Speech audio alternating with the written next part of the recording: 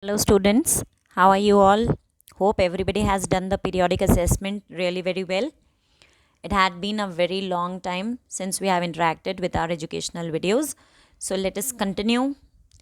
We all know really very well that now, after periodic assessment, you are moving towards your term 1, the major papers. So, we need to continue with completing the syllabus.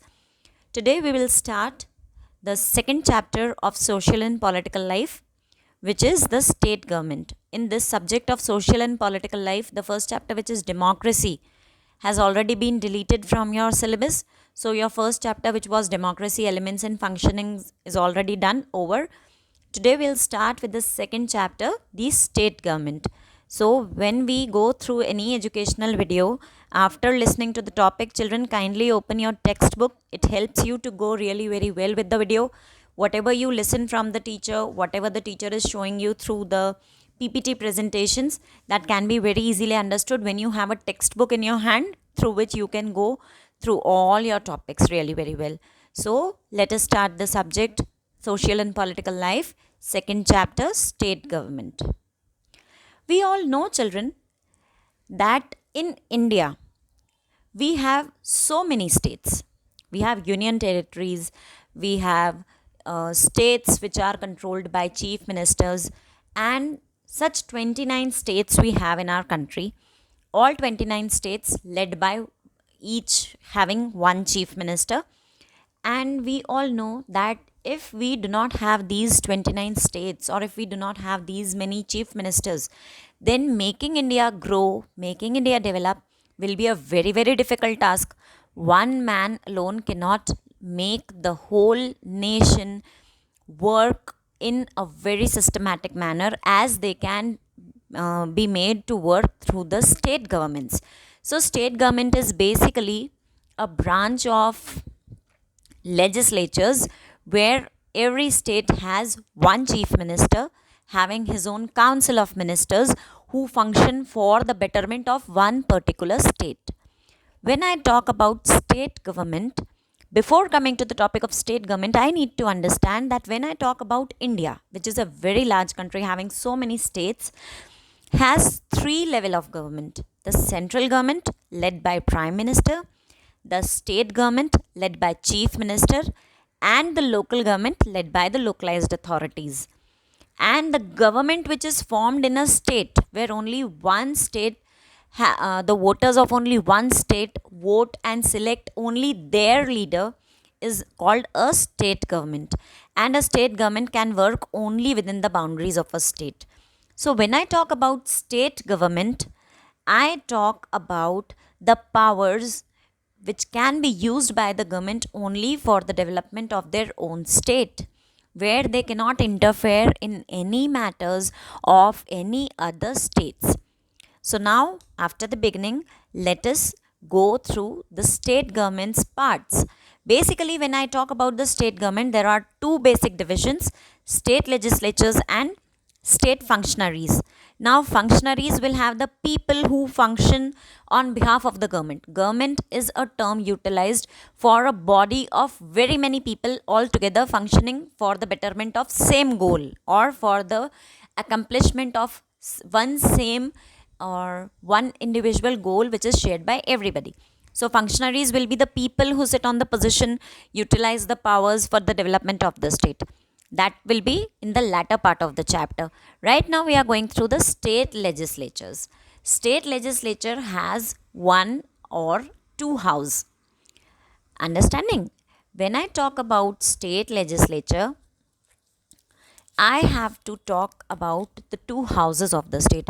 We already know that India has three level of government, as I already told you: central, local, central, state, and local. And the government which is formed at the state is called state government. In India, the constitution, which is the book of law, has divided all the subject matters for the development of the nation into three lists, which are the union list, the state list, and the concurrent list. Union list has all the topics which are seen by the central government. Understanding? Only central government can make laws on the subject mentioned in the union list. The state government can make laws on the subject which are included in the state list, and additionally both means the central and the state, both the governments can make laws on the topics which are included in the concurrent list. Now when I talk about state legislature, I deal basically with one or the two houses. It is more powerful than the upper house called Vidhan Parishad or Legislative Council. Upper house has two names, Vidhan Parishad or Legislative Council. This is in your book already very well highlighted. You can still underline. So when I talk about state legislature, it can have one or two house. The lower house is called the Vidhan Sabha or Legislative Assembly and is more powerful than the upper house called Vidhan Parishad or Legislative Council. These are the two basic parts, Legislative Assembly, Legislative Council. If I go with Hindi, Vidhan Sabha, Vidhan Parishad. Understanding? Legislative that have both the Legislative Assembly and the Council are called bicameral. That means both things are included, so they are called bicameral. And if they have only any one of it, then they are called unicameral. If they have only Legislative Assembly, they are called unicameral.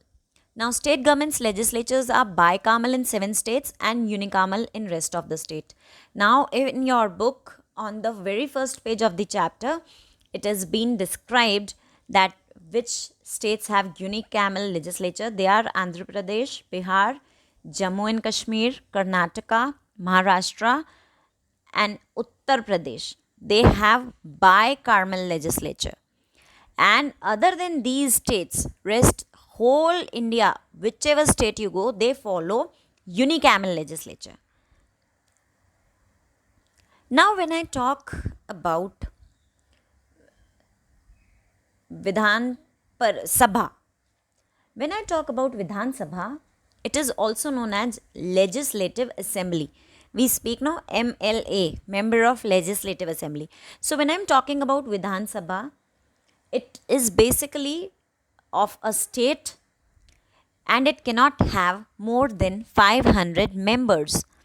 Minimum number of member is fixed at 60. Without 60 people, you cannot form a Vidhan Sabha.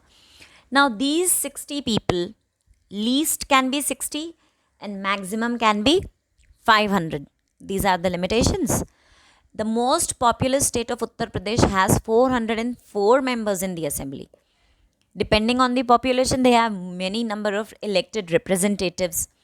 And if I compare it with Sikkim, which is very thinly populated, it has only 32 members in the Legislative Assembly who are basically the representatives of the state. Now, Vidhan Sabha is elected for a term of 5 years, which can be extended. That means minimum it will be there for 5 years, and if after the completion of 5 years there are any conditions or any emergency conditions declared by the president, then these 5 years can also be extended. Now the member of Legislative Assembly are directly elected by the people. This is very, very important. When your parents go for casting their votes, they are casting their votes in the favor of MLA, Member of Legislative Assembly. They are not directly casting their votes for Chief Minister. Understanding? When I select one member of Legislative Assembly from my constituency, this member will go in the further future in the government functionaries and will cast his vote for the selection of a Chief Minister. The assembly is led by a speaker and deputy speaker elected by MLAs.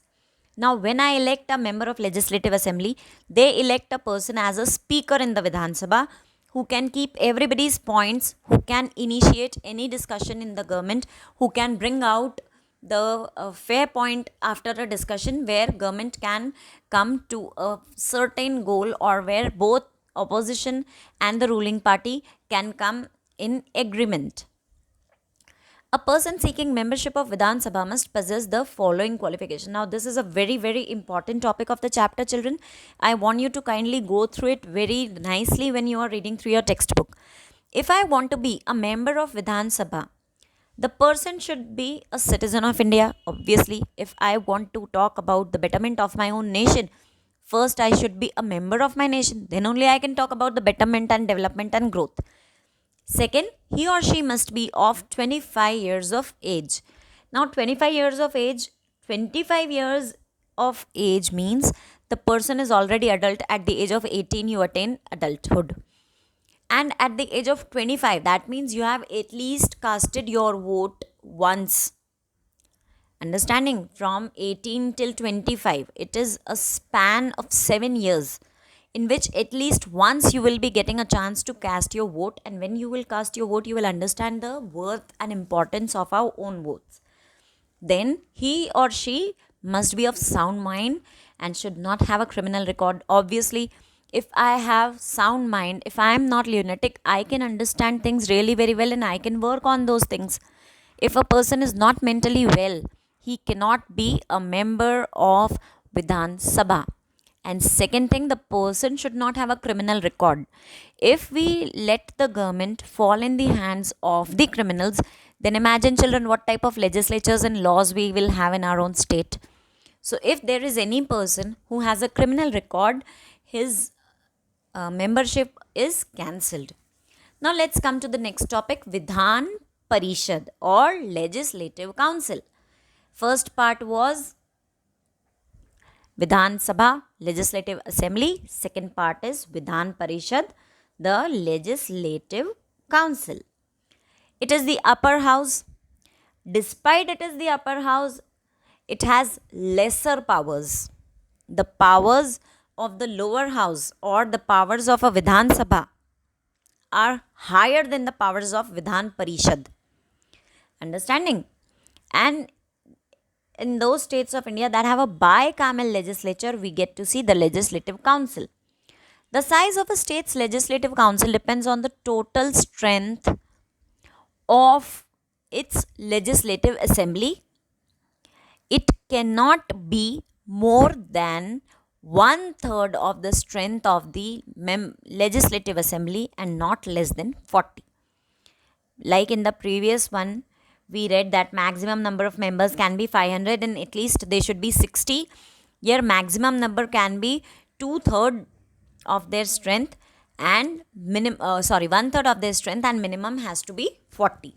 So nearly 5/6 of the member of the Legislative Council are elected, remaining ones are nominated. Then Vidhan Parishad is a permanent body like Rajya Sabha in the center. The Vidhan Parishad elects its chairperson and deputy chairperson who presides over the meetings. Now, meetings of the Vidhan Parishad has to be presided over. Like in the state legislature, you have a speaker. The speaker who presides, or we have in the state legislatures, we have MLAs, the people who conduct the meetings. When I talk about Vidhan Parishad, here the Legislative Council members, they take the meetings and the deputy chairperson presides over the meetings. That means he holds the control over the meetings. Now, a person seeking membership of Vidhan Parishad. Now, Vidhan Sabha's membership, we have seen that the person should be a citizen of India, 25 years of age is a must. He should not be a criminal. He should have a very sound mind and so on. There are basically very few 3-4 rules which you have to follow just to be a part of the members of Vidhan Parishad or Vidhan Sabha. Now, when I talk about getting the membership of Vidhan Parishad, I have the similar rules which are like the person must be a citizen of India and should have the name in the voter list of the state. Oh, very important. If I wish to be a part of the government of the state, first at least I should have my name in the state's voter list. If I am not even a responsible, legitimate voter of the state, how I can be a part of the government? Very true, no? And then second is, he should not be below the age of 30 years and should be mentally sound and financially not bankrupt. When we read about Vidhan Sabha, age was 25 years. But when I am reading about Vidhan Parishad, age has raised to 30 years. Mentally sound, we all know, if the person is not mentally sound, he cannot sit in the government functionaries. And financially not bankrupt. Now, children, what do we mean by bankrupt? Financially not bankrupt means the person should have sufficient amount of money with him He should not be totally bankrupt. Bankrupt means a person who is having zero balance in the bank accounts, whose house and properties have already been sold out by the government. Understanding? So, if I want to be a member of Vidhan Parishad, at least I should have 30 years of age. My name should be in the state's voter list. I should be mentally sound and financially not a bankrupt. Now, children, remaining part of the lesson will continue in the next video. Till then, you can go through the chapter once. You can also go through the PPT which I have prepared for you. From there, you may note down whatever you find to be very important. Whatever is important, I have already asked you to underline in the book. Then we'll continue in the later half with the second part of the chapter. By then, you may go through these things. And after this, when I'll post my second video, we'll complete the chapter and I'll be giving you the answers. Take care of yourself, follow the governmental guidelines, follow social distancing, and please don't waste your time. Invest your time for your studies. Have a good day, children. Thank you.